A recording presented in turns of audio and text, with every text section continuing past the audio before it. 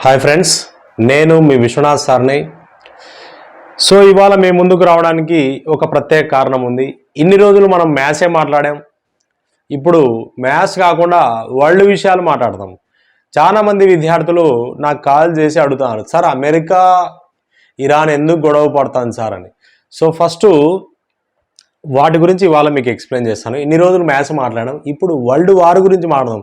World war 3 రాబోతుందా అని చాలామంది అడుగుతున్నాడు. 3వ ప్రపంచ యుద్ధం మనం చూస్తామా అని.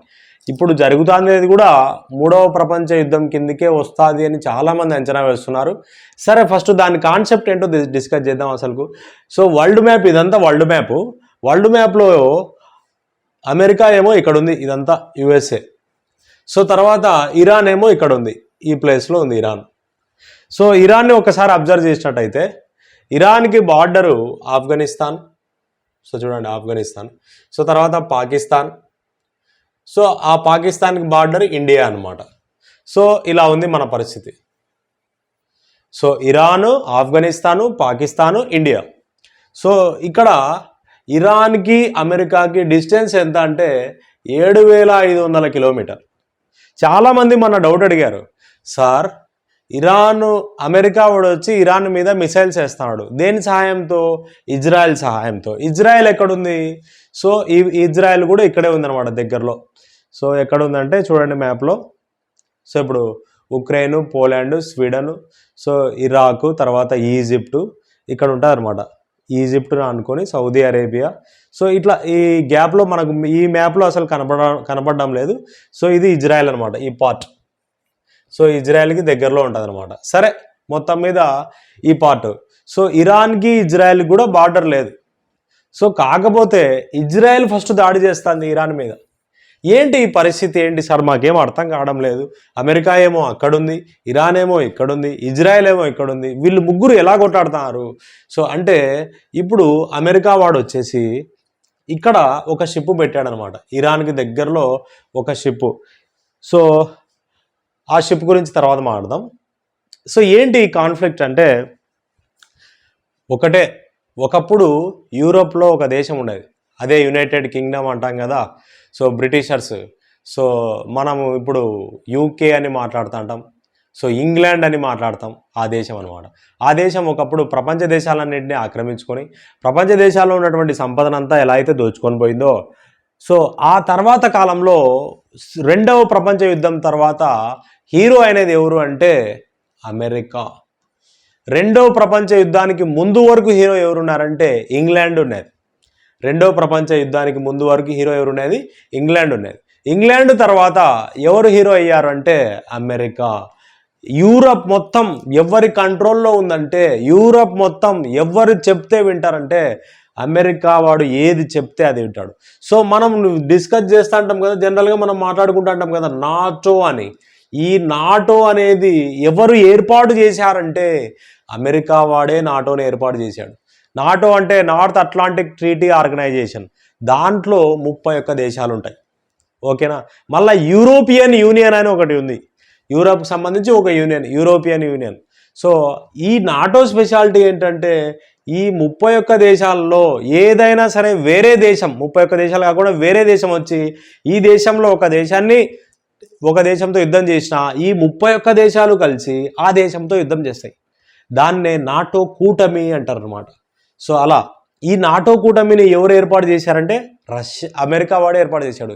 ఎవరి కోసం ఏర్పాటు చేశాడంటే మిమ్మల్ని మొత్తం రష్యా ఆక్రమించేస్తుంది, రష్యా అనేటువంటి ఒక భయాన్ని చూపించి ఈ అమెరికా వాడు ఈ నాటోని ఏర్పాటు చేసి, సో మొత్తం యూరోపియన్ యూనియన్ని మొత్తం అమెరికా తన గుప్పెట్లో పెట్టుకుంది.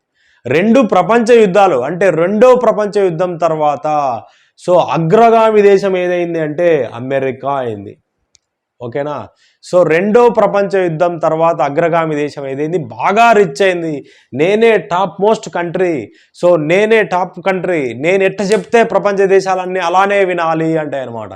సో ఎందుకు వింటారయ్యా వీళ్ళు? వింటారు. సో వీళ్ళ స్టోరీ అదేనమాట. సరే, ఇప్పుడు ఏంటి సార్ ఇరాన్ ఇజ్రాయెల్ అంటే చెప్తా, దాని నుంచే వస్తా. సో ఇప్పుడు ఈ అమెరికా ఉంది, అమెరికా వాడు ఎలా చెప్తే ఏ దేశమైనా లొంగాల్సిందే. మొన్న రీసెంట్గా వెనుజులా గురించి మాట్లాడతాం. వెనుజులా దేశం ఏమైంది, వెనుజులా అధ్యక్షుడు రష్యాతో ఫ్రెండ్షిప్ చేశాడు, రష్యా చైనాతో ఫ్రెండ్షిప్ చేశాడు. సో నువ్వు నాతో కాకుండా వాళ్ళతో ఫ్రెండ్షిప్ చేస్తావా అని మనసులో పెట్టుకొని సో పాపం వెనుజులా అధ్యక్షుడిని సో వాళ్ళ దేశంలోకి దూరి సో వెంటనే అతని భార్యను తీసుకుపోయి జైల్లో పడేశారు. అంత దుర్మార్గమైనటువంటి రాజకీయం చేసేటువంటి అవసరం ఎవరికుందంటే ఈ అమెరికాకు మాత్రమే ఉంది. ఓకేనా. సో అలానే సేమ్ ఇప్పుడు ఇరాన్ అధ్యక్షుడిని కూడా చంపారు పాపం, ఇరాన్ అధ్యక్షుడిని కూడా చంపేశారు. సో ఇక్కడ ఏంటంటే చూడండి, ఒకటి గుర్తుపెట్టుకోండి, మనలో మనకు ఐకమత్యం లేకపోతే సర్వనాశనం. సో కాబట్టి ఇప్పుడు వీళ్ళు ఏం చేశాడంటే ఇరాన్లో ఒక రెవల్యూషన్ వచ్చింది. ఏంటి, మహిళలకు సంబంధించి మమ్మల్ని చిత్రహింసలు పెడతారని మహిళలు సో రోడ్ల మీదకి రావడం, మేము బుర్కాలు వేసుకోము, మీకేంటి బాధ, సో మమ్మల్ని ఫ్రీగా ఉంచండి అనేసి ఒక రెవల్యూషన్ తీసుకొచ్చారు. సో దాంతో అక్కడ ఉన్నటువంటి వాళ్ళ మత సాంప్రదాయ ప్రకారం బతకల్లా అని వాళ్ళ ఆజ్ఞలు జారీ చేశారు, వీళ్ళు వినలేదు. సో ఇదంతా నాటకం అనమాట, అమెరికా వాడు ఆడిచ్చేటువంటి నాటకం. సో అమెరికా వాడే నాటకం. సో ఇప్పుడు బంగ్లాదేశ్లో మీరు అబ్జర్వ్ చేసినట్టయితే షేక్ హసీనా పాపం బాగున్నది, బంగ్లాదేశ్ మనతో ఫ్రెండ్షిప్ ఉండేది. ఎప్పుడైతే బంగ్లాదేశ్లో సిఐఏ దిగిందో అంటే అమెరికా మాట బంగ్లాదేశ్ ప్రధాని వినలేదు అని ఆమెను వాళ్ళ దేశంలోనే గొడవలు అంతర్యుద్ధం సృష్టించి ఆ పాపం ఆమె పారిపోయి ఇండియాకి రావాల్సినటువంటి పరిస్థితి. ఆ తర్వాత బంగ్లాదేశ్ అల్లకల్లోలమైంది, దాన్ని మధ్యలో ఇడిచిపెట్టిపోయింది అమెరికా. ఇదంతా అమెరికా యొక్క గేమ్. సేమ్ అదే కాన్సెప్ట్తో ఇరాన్ మీదకి కూడా వచ్చింది. ఇరాన్లో కూడా గొడవలు, రెవల్యూషన్స్ ఇలాంటివి తయారు చేసి ఇరాన్ మీరు చెప్పినట్టు వినకుండా ప్రజలకు అన్యాయం చేస్తారు, ప్రజలకు మోసం చేస్తారు, ప్రజలు చాలా ఇబ్బంది పడతారు, 30,000 మందిని చచ్చారు, 1,00,000 మందిని చంపావు నువ్వు అని ఆ కారణాన్ని అడ్డం పెట్టుకొని అమెరికా వాడు ఇక్కడికి ఇరాన్ దగ్గరికి వచ్చి ఇది చేశాడు. సరే సార్, ఓకే, ఇప్పుడు ఇది చేసింది కదా, ఇరాన్ మంచి దేశమా అంటే ఇరాన్ కూడా అటువంటి దేశమే. ఎటువంటి దేశమా అంటే మత ప్రాతిపదికన ఇరాన్ వాళ్ళు ఏం చేస్తారంటే సో వీళ్ళు ఏం చేస్తారంటే ప్రాక్సీ వార్ చేస్తారనమాట. ప్రాక్సీ వార్ అంటే ఏంటంటే మిగిలిన ఉగ్రవాద సంస్థలు ఉంటాయి. సో హమాస్ తీవ్రవాదులు అంటాం కదా.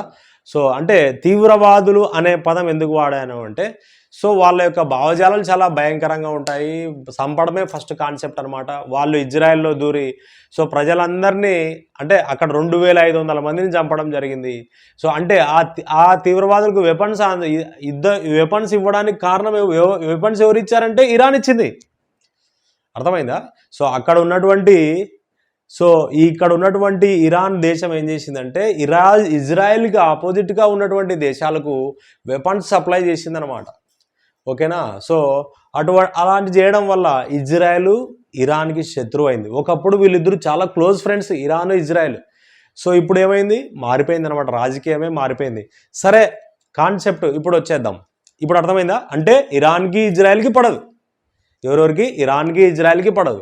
అది ఒకటి మనసులో పెట్టుకుందనమాట. తర్వాత ఇరాన్ ఏం చేస్తుందంటే నాకు అణ్వాయుధం కావాలి, నేను అణ్వాయుధాలు తయారు చేస్తానని వీళ్ళు అణుబాంబులు తయారు చేస్తాము అనేసి వీళ్ళు ఎప్పుడైతే స్టార్ట్ చేశారో అప్పటి నుంచి ఇరాన్ మీద గొడవలు. సరే ఏంటి సార్, అణుబాంబులు వాళ్ళు తయారు చేసుకుంటే మనకే సరే, పాకిస్తాన్ కూడా ఉంది కదా, పాకిస్తాన్కి అణ్వాయుధాలు ఉన్నాయి, మిగతా దేశాలకు ఉన్నాయి, మరి ఇరాన్ కుంటే తప్పేంది అని. అంటే ఇక్కడ ఏం చేస్తుందంటే ఇజ్రాయెల్ భయం అనమాట. ఈ ఇరానోడు అణుబాంబు తీసుకొచ్చి ఇజ్రాయెల్ మీద వేస్తే ఇంకా ఎవరు బతకరనమాట. సో అలా అనమాట ఇజ్రాయెల్ మీద ఉన్నటువంటి కసి. దాంతో ఇజ్రాయెల్ ఎలా చెప్తే అమెరికా అలా ఉంటుంది, అమెరికా ఎలా చెప్తే ఇజ్రాయెల్ అలా ఉంటుంది. సరే, వాళ్ళిద్దరి మీద కాన్సెప్ట్. ఇప్పుడు మొత్తం మీద గేమ్ ఆడింది ఎవరంటే అమెరికా వాడే గేమ్ ఆడాడు. సో తర్వాత ఈ అమెరికా వాని మాట ఇరాన్ వాడు వినలేదు కాబట్టి, గుర్తుపెట్టుకోండి, అమెరికా వాని మాట ఇరాన్ వాడు వినలేదు కాబట్టి వాళ్ళ దేశంలో జరిగేటువంటి గొడవను అల్లకొల్లాలని చూయించి నువ్వు 30,000 మందిని చంపావు అని చూయించి సో వీళ్ళ యొక్క గూఢచారుల సంస్థ ద్వారా చూడండి. సో అలీ ఖమేనీ ఉన్నాడు కదా, ఆయన అంటే అధ్యక్షుడు, సుప్రీం లీడర్ అన్నమాట, ఇరాన్ యొక్క సుప్రీం లీడర్, అతని ఇంటి మీద బాంబు దాడి చేసి మొత్తం ఆయన్ను చంపడం జరిగింది. సో ఇది జరిగింది కాన్సెప్ట్, అంటే వీటి వరకు. సో అంటే చూడండి, మనం ఇక్కడ ఒకటి గుర్తుపెట్టుకోవాలి, దీని మీద దాడి చేసింది ఓకే, ఇరాన్ అధ్యక్షుని చంపేసింది. సో ఆ తర్వాత సార్ మరి అమెరికా ఇవన్నీ ఫ్రెండ్స్ కదా సార్, ఈ దేశాలు ఇరాన్కి ఫ్రెండ్స్ కదా, సౌదీ అరేబియా ముస్లిం దేశాలే కదా, సౌదీ అరేబియా, దుబాయ్ మీద, సో తర్వాత బహ్రెయిన్ మీద, ఇలాంటి దేశాల మీద, ముస్లిం దేశాల మీద బాంబు దాడి చేసింది కదా సార్. అంటే అక్కడ ఏంటంటే అమెరికా స్థావరాలు ఉన్నాయి. అమెరికా స్థావరాలు ఉండడం వలన అంటే ఆ దేశాలకు ఏం చేస్తుంది తెలుసా, ఈ దుబాయ్ కావచ్చు, సౌదీ అరేబియా కావచ్చు, బహ్రెయిన్ కావచ్చు, అక్కడ అమెరికా స్థావరాలు పెట్టింది. మేము రక్షిస్తాం, ఓకేనా, మీకు మేము రక్షిస్తాము అని వాళ్ళ దగ్గర ఆ అమెరికా యొక్క ఆర్మీ పెట్టేసి అలా నడిపిస్తుంది అనమాట. కాబట్టి అమెరికా యొక్క వాళ్ళ అమెరికా యొక్క మిలిటరీ స్థావరాల మీద ఇరాన్ దాడి చేయడం జరిగింది. సో రీసెంట్గా ఏం జరిగిందంటే అమెరికా ఎంత దుర్మార్గపు పని చేసిందంటే, పాపం వీళ్ళకు నదులు చాలా తక్కువ, అసలు నదులు ఏం పెద్దగా ఉండవు. ఇప్పుడు మనం ఇండియాలో పుట్టడం అంటే మన అంత అదృష్టవంతులు ప్రపంచంలోనే ఎవరు లేరు. నదులు ఉన్నాయి, కొండలు, కోనలు, అడవులు ఇవన్నీ విపరీతంగా ఉన్నాయి. ఇవి మిడిల్ ఈస్ట్ కంట్రీస్ అనమాట. ఇక్కడ వీటికి ఏం ఉండవు, అన్ని ఎడారి దేశాలు ఇవి. సో దీంట్లో వీళ్ళు ఏం చేస్తారంటే ఈ సముద్రపు నీళ్లను సో మంచినీళ్ళుగా మార్చుకొని తయారు చేస్తారు. అటువంటి ప్లాంట్లను కూడా వీళ్ళు దాడి చేశారు బాంబులతో. అర్థమైందా? ఎంత దారుణం అంటే ప్రజలకు మధ్యలో తాగే నీళ్లు లేకుండా చేశారనమాట అమెరికా వాడు. సరే సార్, ఓకే, ఇరాన్ వాడు నేరుగా అమెరికా మీద దాడి చేయొచ్చు కదా, 7,500 కిలోమీటర్లు డిస్టెన్స్ ఉంది కదా, నేరుగా అమెరికా దగ్గర పోయి వేయచ్చు కదా. అంటే అట్లా అంత సీన్ లేదనమాట. వీళ్ళ దగ్గర ఇరాన్ దగ్గర మిసైల్స్ ఉన్నాయి. వాళ్ళ యొక్క పరిధి ఎంత అంటే 2,500 కిలోమీటర్లు. ఇరాన్ యొక్క పరిధి ఎంత, ఇరాన్ దగ్గర ఉన్నటువంటి మిసైల్స్ యొక్క పరిధి ఎంత అంటే 2,500 కిలోమీటర్లు. సార్ ఓకే సార్, ఇప్పుడు మరి దీనిల మీద దాడి చేస్తుంది కదా, మరి ఇజ్రాయెల్ మీద ఎందుకు వేయడం లేదు సార్ అంటే ఇజ్రాయెల్ మీద వేస్తుంది. ఇజ్రాయెల్కి ఒక పవర్ఫుల్ ఉందన్నమాట. ఏంటి అంటే వెపన్ ఉంది, ఐరన్ డోమ్, పవర్ఫుల్ రక్షణ వ్యవస్థ అన్నమాట. దాన్నే ఏడిఎస్ అంటారు, ఎయిర్ డిఫెన్స్ సిస్టమ్. ఇజ్రాయెల్ వాడి మీదకి 100 మిసైల్స్ వేసినాడు అనుకో, ఈ ఇజ్రాయెల్ దేశం గాల్లోనే 95 కాల్చి పడేస్తుంది. అర్థమైందా? దాని యాక్యురసీ 95% అనమాట. సో అని దాని మీద వేసేటివన్నీ పనిచేయకుండా అనేసి మిగతా అమెరికా యొక్క మిలిటరీ స్థావరాల మీద వేస్తారనమాట బాంబులతో దాడి. అలా జరుగుతుంది అనమాట. ఇప్పుడు ఇరాన్ ఏం చేసిందంటే సో అమెరికా వానికి సపోర్టుగా ఈ పాకిస్తాన్ కూడా ఉన్నాడనమాట. సో మీ కథ కూడా చూస్తాం పాకిస్తాన్ అని ఇరాన్ పాకిస్తాన్కి కూడా వార్నింగ్ ఇవ్వడం జరిగింది. ప్రపంచంలో ఒక చెత్త దేశం ఏదైనా ఉందంటే, వరస్ట్ దేశం అంటే ఇంకా వరస్ట్ లాస్ట్ పదం ఏదంటే అది పాకిస్తానే చెప్పచ్చు. అర్థమైందా? ఎవడు డబ్బులు ఇస్తాడంటే వాడిని కాడికి పోతాడు వీడు. అంతా అడుక్కుంటాడు అనమాట. అంత దారుణమైనటువంటి దేశం అదే అనమాట. సరే, దాని గురించి తర్వాత చూద్దాం. సో ఈ విధంగా ఇరాన్కి అమెరికాకి మధ్య భయంకరమైనటువంటి యుద్ధం నడుస్తుంది. అమెరికా వాడు ఏం చేసిందంటే 3 రోజుల్లో యుద్ధం ముగిస్తాం అనుకున్నాడు, కానీ ఇంతవరకు ముగించలేకపోతున్నారు. ఇరాన్ తిరగబడింది. ఇరాన్ భయంకరంగా, ఇరాన్ దగ్గర ఉన్నటువంటి ఏంటివంటే సో డ్రోన్ సిస్టమ్ ఉందన్నమాట. ఇరాన్ దగ్గర డ్రోన్స్ ఉన్నాయి. సో ఆ డ్రోన్లు షాహీ డ్రోన్లు అంటారు అనమాట. సో ఆ షాహీ డ్రోన్లు ఎంత, 20 లక్షలు. అమెరికా వాడు మిసైల్స్ వేస్తాడు, బాంబులు వేస్తాడు, దానిలో ఎంత. సో అంటే ఇప్పుడు కొత్త యుద్ధం నడుస్తుంది. సైనికులు పోయి ఎవడు ఆ దేశంలోకి పోయి యుద్ధం చేయాల్సిన అవసరం లే. ఈ డ్రోన్లతోనే మొత్తం 20 లక్షల డ్రోన్లు అమెరికాకు సంబంధించినటువంటి షిప్పులను, సో అమెరికాకు సంబంధించినటువంటి ప్లాంట్లను, మిలిటరీ స్థావరాలను కోట్లలో ధ్వంసం చేశారనమాట. That is the power of Iran. అంటే ఇరాన్ దగ్గర ఉన్నటువంటి డ్రోన్స్ అనమాట. ఇండియా మీద కూడా పాకిస్తాన్ ఏం చేసిందంటే 300 డ్రోన్లు ఈ టర్కీ వాడు అప్పు ఇచ్చినాడు అనమాట పాకిస్తాన్కి. 300 డ్రోన్లు అట్ ఎ టైం ఇండియా మీద ప్రయోగిస్తే సో ఇండియాలో ఉన్నటువంటి S-400 సిస్టమ్ వెంటనే యాక్యురేట్ చేసి మొత్తం ఆ 300 డ్రోన్లను పేల్చి పడేసింది. ఇక్కడ గుర్తుపెట్టుకోవాల్సింది ఏంటంటే చూడు, సౌదీ అరేబియా కావచ్చు, దుబాయ్ కావచ్చు, బహ్రెయిన్ కావచ్చు, మిగిలిన దేశాలకు ఎయిర్ డిఫెన్స్ సిస్టమ్ అంతగా లేదు. అదే ఇండియా మీదకి వచ్చారనుకో, ఫర్ సపోజ్ ఇండియా మీదకి వచ్చారనుకుందాం, ఇప్పుడు దుబాయ్ దేశంలో కావచ్చు అన్నిటి మీద బాంబులు పడుతున్నాయి. మరి ఇండియా మీద పడలేదంటే ఇండియాకు ఒక రక్షణ కవచం ఉంది. మన ప్రభుత్వం ఒక రేంజ్లో మన దగ్గర నుంచి ట్యాక్సులు అంటే జిఎస్టీ వసూలు చేసి అది చేశారు ఇది చేశారని ప్రతిపక్షాలు పెడతారు కదా, గగ్గోల పెడతాయి ఈ కాంగ్రెస్ గవర్నమెంట్ వీళ్ళంతా.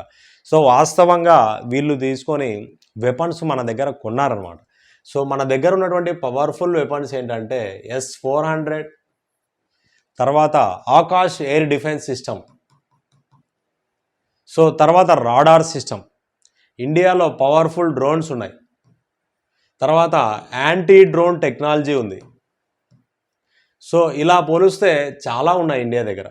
కాబట్టి S-400 ఇండియాలో నాలుగు వైపులా మనకు రక్షిస్తుంటుంది అనమాట. సో అంటే నువ్వు డ్రోన్లన్నా వేయి, అణుబాంబులన్నా వేయి, రాకెట్లన్నా వేయి, ఏమన్నా వేస్తే 300 కిలోమీటర్ల దూరంలో వస్తుంది, మిసైల్ వస్తుంది అంటేనే వెంటనే యాక్టివేట్ అయ్యి 300 కిలోమీటర్ల దూరంలోనే దానికి ఇది వెళ్ళి పేల్చి పడేస్తుంది. అంత పవర్ఫుల్ మిసైల్స్ ఉన్నాయన్నమాట ఇండియాలో. ఇండియన్ యొక్క మిలిటరీ ఒక రేంజ్లో ఉంది. మరి సార్ దుబాయ్కి వాళ్ళకి లేవంటే లేవు వాళ్ళకు. సో ఇప్పుడు పాపం ఇరాన్ వాడు ఏం చేసినాడంటే, ఈ ఇరాన్ దేశము చైనా వానికి సంబంధించి వెపన్స్ కొనిందనమాట. చైనా ఎయిర్ డిఫెన్స్ సిస్టమ్ అని ఒకటి ఉందన్నమాట, హెచ్క్యూ వాళ్ళదనమాట. సో అంటే అది ఫ్లాప్ అయింది, అట్టర్ ఫ్లాప్ అయింది. దానివల్లనే ఇరాన్ దేశంలోకి నేరుగా బాంబులు ఎచ్చారు తీసిపోయి.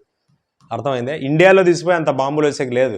ఇండియా మీదకి ఏదైనా విమానం వస్తుంది, యుద్ధ విమానం వస్తుంది అంటే వెంటనే S-400 యాక్టివేట్ అయ్యి దానిని పేల్చి పడేస్తాయి అనమాట. అట్లా ఇండియాలో యుద్ధ విమానాలు ఇవన్నీ పవర్ఫుల్గా ఉన్నాయి. సో మనమైతే సేఫ్ బ్రదర్, మనమైతే సేఫ్. ఎందుకంటే ముందు జాగ్రత్తగా మనం సిద్ధం చేసుకున్నాం. S-400, Akash defence system, so తర్వాత drones, anti drones technology, so తర్వాత యుద్ధ విమానాలు అనమాట. యుద్ధ విమానాలు ఇండియాలో భయంకరమైనవి ఉన్నాయి. రాఫెల్ యుద్ధ విమానాలు ఉన్నాయి, సుకోయ్ ఉన్నాయి, మిరాజ్ యుద్ధ విమానాలు ఉన్నాయి. ఇవన్నీ ఒక రేంజ్లో ఉన్నాయి. మనమైతే సేఫ్ బ్రదర్. మనం ఇండియాలో పుట్టినందుకు చాలా అదృష్టవంతులంగా చెప్పుకోవచ్చు అనమాట. కొంతమంది వేస్ట్ గాళ్ళు ఏమంటుంటే ఇండియాలో పుట్టడం నేను చేసిన కర్మ ఇవన్నీ అనుకుంటాను. నువ్వు ఇండియాలో ఈరోజు చూడు ఎట్టుందో పరిస్థితి. ప్రపంచం అంతా అల్లకల్లోలం. ఇరాన్ ఒక పక్క దారుణం, ఇజ్రాయెల్ ఒక పక్క దారుణం. ఇప్పుడు అమెరికాలో ఉన్నారు కదా, వాళ్ళు సేఫ్గా ఉంటారంటారు, అంత సీన్ లేదు. వాళ్ళ పరిస్థితి కూడా అంతే. ఒక సంవత్సరం తర్వాత చాలా దారుణంగా అవుతుంది. వీళ్ళందరూ పగబడతారు, అంత ఈజీగా ఇడిచిపెడతారు, వాళ్ళను ఇడిచిపెట్టరు అనమాట. సో కాబట్టి ఇది జరిగినది. ఇంకా మంచి వీడియోస్తో నెక్స్ట్ ఇంకొక వీడియో చేస్తాను చూడండి. సో నేను ఒక మ్యాథ్స్ విద్యార్థిని, మ్యాథ్స్ ఫ్యాకల్టీని. సో మీకు ఈ వరల్డ్ హిస్టరీ చెప్పడం జరిగింది. ఓకేనా, ఎలా ఉందో ఒకసారి మీరు కామెంట్స్ చెప్పండి. సో ఏదైనా సరే కొంచెం తక్కువ అంటే లో యాక్యురసీ ఉంటే మీరు కామెంట్ రూపంలో చెప్పండి ఫ్రెండ్స్. ఖచ్చితంగా ఇంకా ఏమేం కావాలో చెప్పండి. మీకు ఖచ్చితంగా నా వంతు సపోర్ట్ నేను చేస్తాను.